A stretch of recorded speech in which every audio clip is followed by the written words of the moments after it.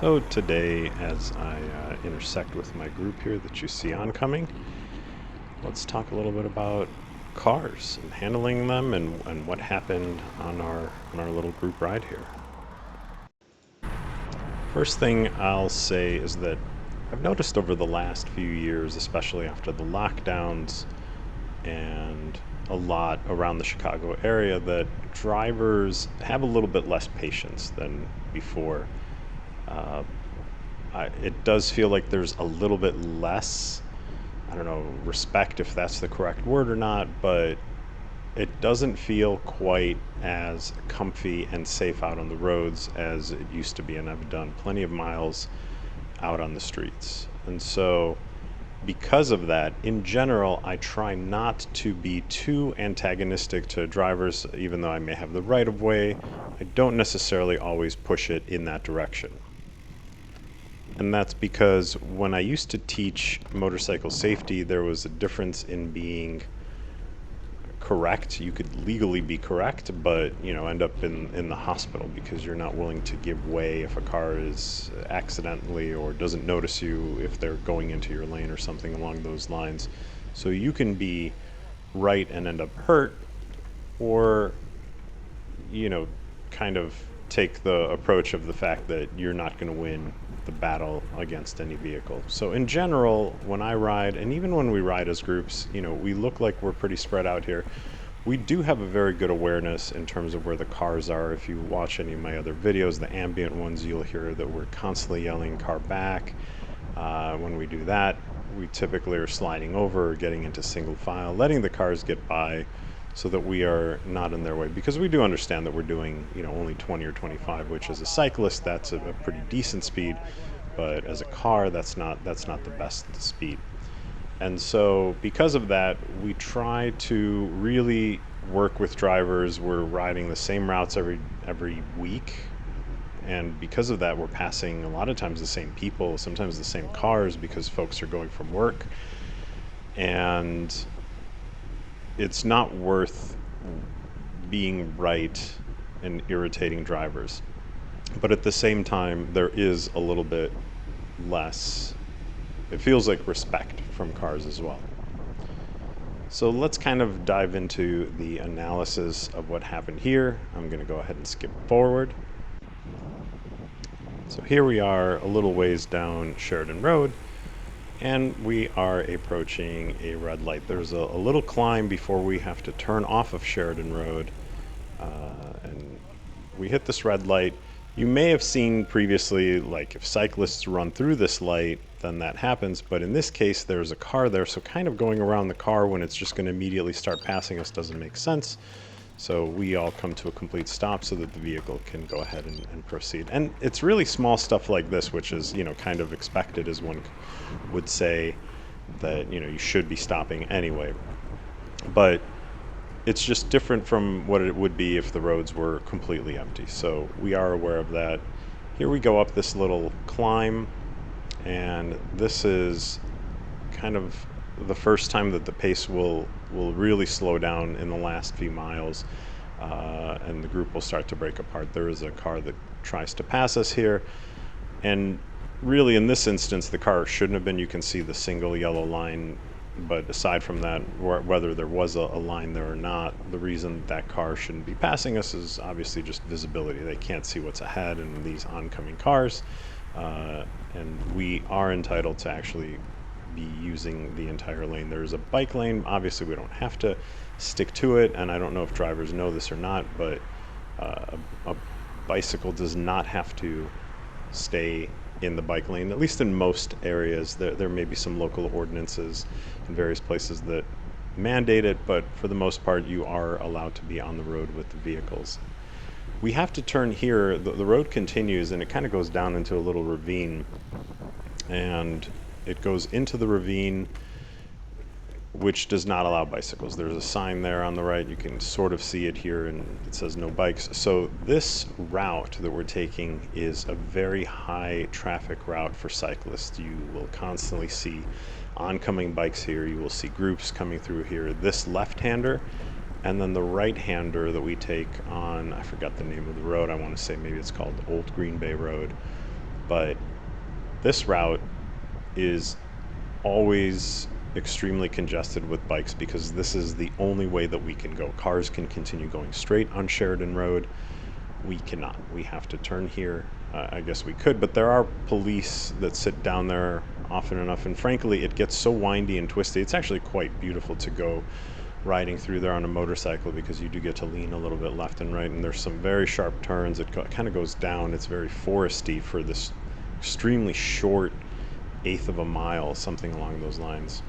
And so here we are taking a normal detour. We make a right, and we should be single file here, which we mostly are. We do start to move over because right up ahead there is a cyclist.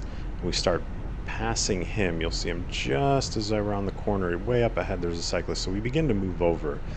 At that time there's the wave to move over. There's an oncoming guy who you'll hear yelling. That's him for the car that almost hits him. He unclips. You kind of saw his leg go down. Car honks, passes us. We're all kind of like, what's happening? And typically the drivers are just gone. I knew my camera was recording, and I figured, I might just send this video to the police and do the complaint, but instead we see that the driver is making a left and the driver actually stops. So my purpose here was really to just pull up and capture the plate, and that's it. Wasn't expecting anything. I wasn't going to confront the guy or yell at him or anything like that. I literally just wanted my camera to get a nice shot.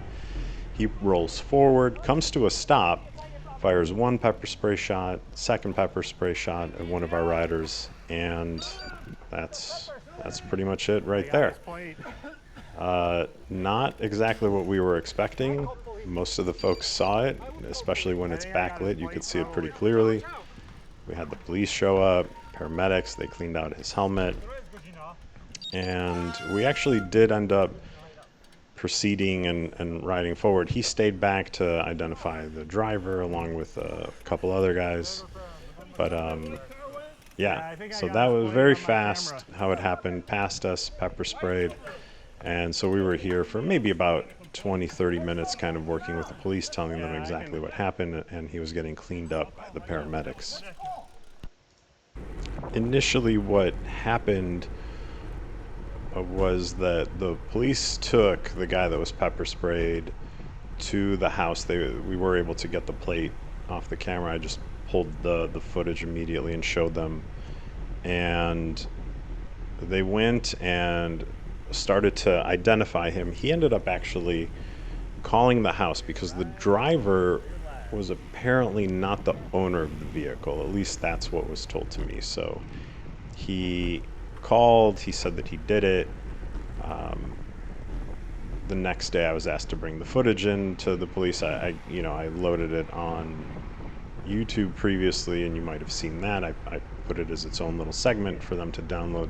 They said that they just weren't able to, if I could please just drop off the footage. So the next day when I stopped by, that's when I chatted with the officer a little bit. And so at that time, the state's attorney was still deciding whether this would have been considered self-defense by the driver, which is a little bit difficult because if you kind of go over the footage, you'll see that the car is actually leaving. He comes to a stop and has to actively pepper spray from that. So it's not like the driver didn't have an out. And typically in situations like that, you need to, if you have an out, then using any form of defense is going to be a tough one, but I'm not sure there.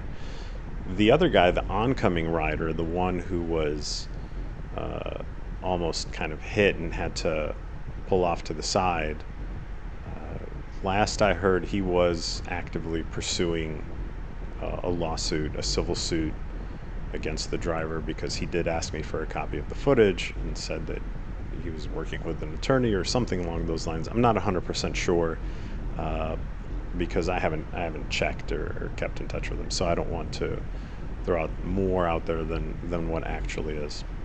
But the point of this is that, cars have a dislike for bikes, pedestrians have a dislike for bikes, cyclists just in general. I think we kind of fall into that category where we're disliked a little bit more than most others. So you may have pedestrians and cars kind of, that's probably not as many because Chicago in general, a lot of walking in the city proper, but as soon as you're kind of outside of it, you can see that even here, the sidewalks really aren't filled.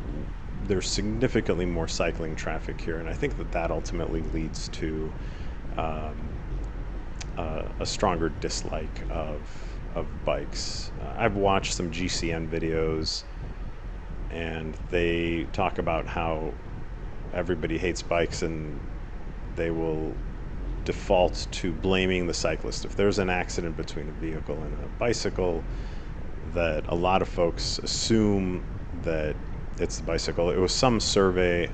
I don't recall the video off the top of my head. It actually came out not too long ago. I want to say within the last month of me recording this. So, but the point after all of this is that I think you really just need to always be mindful of where you are. How you're riding has to change depending on where you are. If we're doing 20 to 25 miles an hour here you can see us stopping again. There's a car, so it kind of makes no sense for us to pass the car, so we come to a stop so that this car can go ahead and launch and we don't hold them up. But your riding has to change. If you're going to be riding in a busy city, you're probably not going to be doing 20 or 25 miles an hour. In fact, the guys that are going on like the e-scooters or the one wheels or the electric bikes, that creates, like, I would say, a pretty hazardous situation. So be mindful of where you're at. We got cheered on here a little bit. And that's another thing, like folks driving by and yelling stuff, like, I can't say I care much for it. It just, probably most of the time it's being done in a mocking manner. And if not, then I don't know, like, I kind of don't care. I'm fine without it.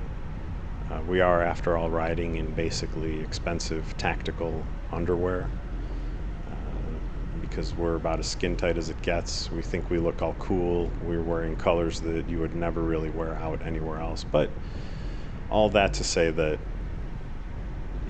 we're just out here doing our thing, and cars will sometimes tell us, well, why aren't you guys on the bike path, or why aren't you riding on the sidewalk? And I don't think folks realize that, first off, we're not allowed to ride on the sidewalk. I want to say that in Illinois, or at least in this area, the age where they say you should not ride on the sidewalks is 12, or it used to be, but we definitely have to be out on the street.